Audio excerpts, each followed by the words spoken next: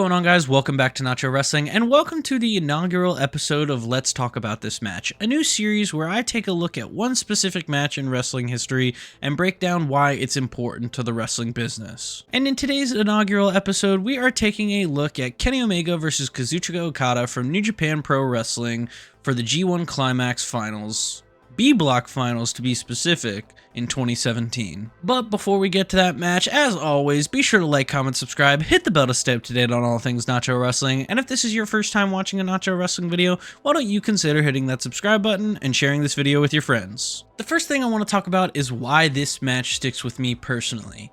Now, obviously, there are a lot of Okada-Omega matches to choose from. There's the match at Wrestle Kingdom, there's the two matches at Dominion in 2017 and Dominion in 2018, and then, of course, there's the most recent match they've had in AEW at All In Texas, which I was there for live. But the reason I chose this one, the reason this one sticks with me so much, is because this was actually the first match between the two that I watched, that I stayed up till like 3, 4 in the morning for here in the States to sit down and watch on New Japan World. Because I was trying to get into New Japan at the time because of Kenny Omega and the Young Bucks, and AJ Styles, if I'm being honest as well. I was also super excited to watch this match when I learned just how important the G1 Climax is to New Japan Pro Wrestling and to Japanese wrestling history as a whole. The next thing I want to look at is what the crowd thought they were getting. Now, truth be told, I don't know a lot about the Japanese wrestling crowd. I do know that they are very respectful of the art of professional wrestling, and I think the crowd knew what they were going to get in this match. They knew they were going to get some high-octane, fast-paced stuff from these two, something that they really hadn't gotten in the first two matches. And that's not to say the first two matches were slow, methodical, and boring like a Randy Orton match or anything like that, that they were just, 60 minutes, 45 minutes for the first two encounters, and this being the third encounter between the two of them, with a 30-minute time limit in the B Block Finals. There obviously was going to be some more frenetic pacing to this match, and I think the Japan crowd knew that because, like I said, they're known for being quiet, they're known for being respectful, but they were up on their feet clapping and cheering on Kenny Omega and Okada respectively during different moments of the match, and I really appreciated that. What I want to look at next is the moment the match clicked, the moment everything clicked, more importantly, and I really think that's when the initial bell rung for this match, because both guys came out, like I said, with a very frenetic, energetic pace, and they were going for their big moves immediately on each other. Okada looking for the Rainmaker, Omega looking for the One-Winged Angel. It was absolutely beautiful, and I think it really showed why this 30-minute time limit was important to this third and, for the time being, final meeting between the two. The next thing I want to talk about is what this match proves about professional wrestling. Unlike the match at Wrestle Kingdom, unlike the two matches at Dominion, this match, if nothing, proves that wrestling can be told in stories of stops and starts. Because after Kenny Omega won this match, spoiler alert by the way, and went on to win the G1 Climax 27, they didn't really lock horns again till Dominion 2018.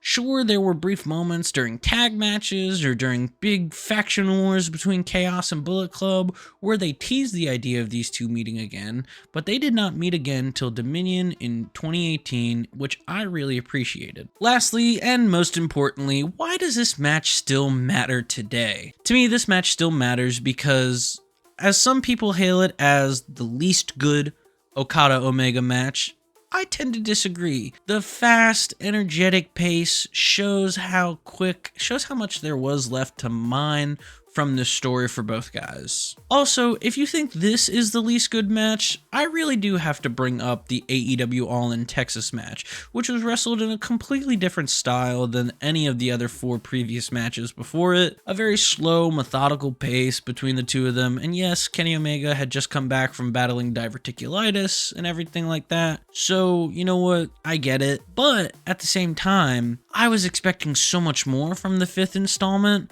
and we didn't get it. It underdelivered, in my opinion. I think the biggest thing and the biggest reason that this match still matters today is that this match shows that these guys can wrestle sort of any style of a match. They can do the slow methodical stuff that we saw at All In Texas. They can have a 60-minute classic that goes energetic from bell to bell for all 60 minutes.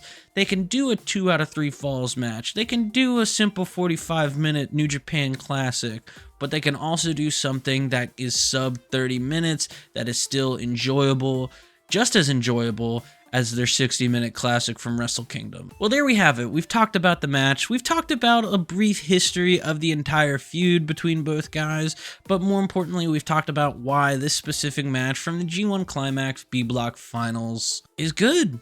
It's really good. I think if you haven't watched the entire filmography, I guess, of the Okada-Omega feud, obviously start in the right order. Start with the Wrestle Kingdom 11 match and then work your way towards this match.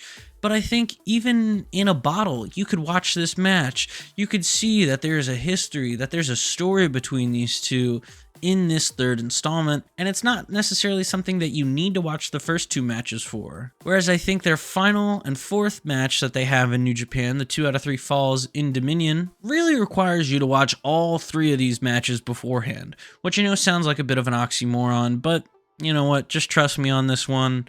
Go ahead, go out of your way. If you don't have New Japan World, I'm sure there are other ways to find this match, so go check it out. It's a blast. Okada and Omega have amazing chemistry, and whenever they get in the ring with each other, fans are always going to be remembering this time, this era of New Japan Professional Wrestling. So let me know what you guys thought about this video down in the comments below. Let me know what you think about this series, and let me know what matches you want me to cover in this series as well down in the comments below. Be sure to like, comment, subscribe, hit the bell to stay up to date on all things Nacho Wrestling, and I will see you guys next time.